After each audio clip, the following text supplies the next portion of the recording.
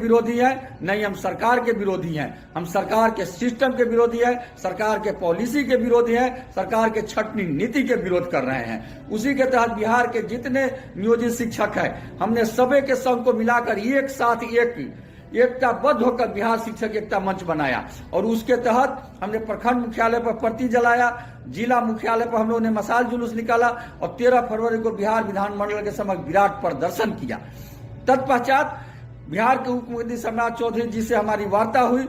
वार्ता के क्रम में पुलिस द्वारा लाठीचार्ज भी किया गया, जिसके कारण हमारे कुछ साथी घायल हो गए, कुछ साथी जेल के मुहाने पर गए जहां जमानत पर उन्हें छोड़ाया गया, केस भी हुआ। साथियों, ये आपका संघर्ष का नतीजा है कि आज तक हम इतनी सफलता पाए हैं।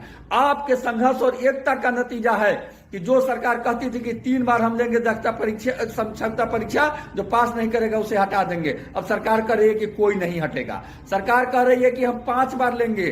जो सरकार कहती थी कि हम सिर्फ ऑनलाइन लेंगे, वो कह रही है कि ऑफलाइन भी लेंगे।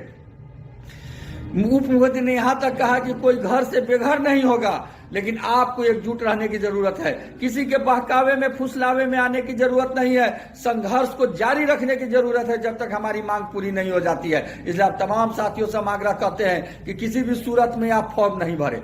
यदि फॉर्म भर भी दिए हैं तो किसी भी सूरत में आप परीक्षा न दे, अपनी एकता को बनाए रखे। आप जयचंदो में अपना नाम नहीं लिखा है, आप वीर कुंवर सिंह में अपना नाम लिखा है। इसलिए आपसे करबद्ध आग्रह है कि आप साथ दे। आप लोगों को 2 दिन के मुख्यमंत्री द्वारा समय लिया गया था, लेकिन 2 दिन में वो दिल्ली चले गए, कुछ नहीं हुआ। आज 3 दिन का हमने समय लिया। तमाम साथियों का फोन आ रहा है। बिहार शिक्षा एकता मंच के सभी अध्यक्ष मंडल की बैठक 20 तारीख को मंगलवार को पटना में बुलाई गई है। हम सभी साथी मिलकर एकजुट होकर एक साथ अगली रणनीति की घोषणा करेंगे। यदि सरकार हमें बिना शर्त राज्यकर्मी का दर्जा चाहिए, हमें स्थायी जो पहले से नौकरी करें उस सेवा निरंतरता का लाभ चाहिए, हमें 10 बजे से 4 बजे तक समय चाहिए, हमें जो छुट्टी में कटौती हुए वो चाहिए, और प्रशिक्षित शिक्षकों की नौकरी जो समाप्त करेंगे सरकार उसे नौकरी में रखे। हमारी जो तमाम मांगे हैं उन सभी मांगों को सरकार को हर हाल में मानना होगा।